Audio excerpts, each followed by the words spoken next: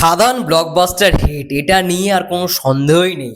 আমরা সবাই জানি আজকে দেবদা এবং খাদানের টিম, ডিরেক্টর সুজিত দত্ত, রিনো থেকে শুরু করে দেবদা, তারা কিন্তু আজকে এসবিএফ সিনেমাসে গিয়ে 50 ফর 50 মানে 50-এ 50 সেলিব্রেট করেছে। এটা বিশাল ব্যাপার।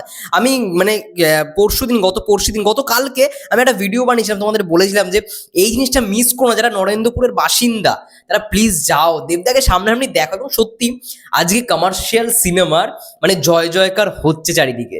নমস্কার বন্ধুরা, আমি রূপম চলে এলাম নতুন ভিডিও না। বন্ধুরা, আজকে অফিসিয়ালি একটা কনফার্মেশন এসছে বক্স অফিসে, সেটাও আবার এসবিএফ সিনেমাস থেকে। গতকাল আমি বলেছিলাম যে নরেন্দ্রপুরে মানে দেবদা যাবে এবং পোস্টও করে দিয়েছিল, সেটা নিয়ে ভিডিও করেছিলাম। সেখানেই বলেছিলাম যে তোমরা যাও যারা মানে নরেন্দ্রপুরের বাসিন্দা।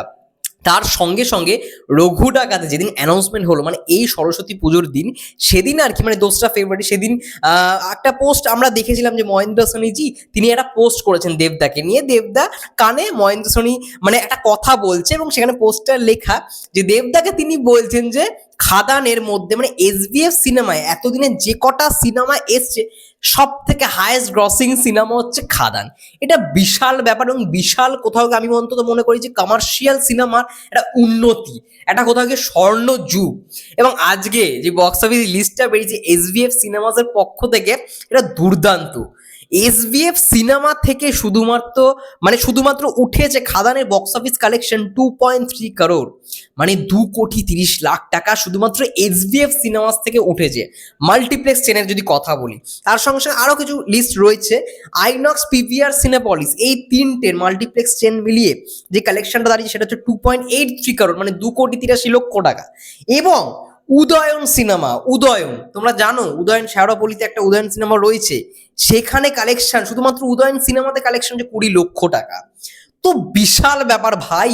একটা কমার্শিয়াল সিনেমা মানে এই তিনটে মানে আইনক্স, পিভিআর, সিনেপলিসের একটা যদি ধরি, এই চেনটা উঠেছে 2.83, তারপরে এসবিএফ সেই চেনটা উঠেছে 2.30, এবং উদয়ন 20 এইখানেই উঠে যাচ্ছে, মানে এই তিনটে বেস করে উঠে যাচ্ছে 5.33 করোড়।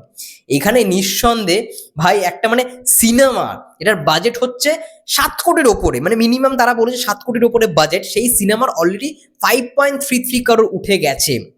5 কোটির ওপর মানে 6 কোটির কাছাকাছি এইখানে উঠে গেছে, কোনো প্রশ্নই নেই ভাই। এটাকে মানে আরামসে আমরা ব্লকবাস্টার বলতেই পারি, আরামসে ব্লকবাস্টার। কারণ আমরা জানি সিনেমাটা গ্রস কালেকশন হয়েছে 25 করোড় প্লাস, এবং নেট কালেকশন দাঁড়িয়েছে এখন যা লিস্ট দেখছি 21 কোটি পেরিয়ে গেছে। তো সেই জায়গা থেকে কোনো দ্বিধা নেই, কোনো দ্বন্দ্ব নেই, একটাই কথা, খাদানের জয় জয়কার। খাদান ভাই ব্লকবাস্টার হয়েছে, খাদান দেখিয়ে দিয়েছে, দেবতা দেখিয়ে দিয়েছে ভাই কমার্শিয়াল সিনেমা এখনো জীবিত।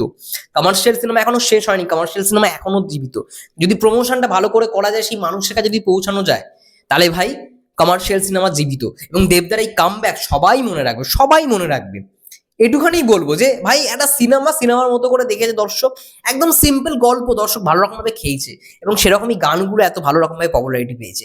এছাড়া কোনো কথা হবে না, ব্যাস এটাই বলবো এবং বেশি কিছু বলবো না। খাদান ভাই ব্লকবাস্টার হিট এবং ব্লকবাস্টার হয়ে গেছে, এটাই বলবো।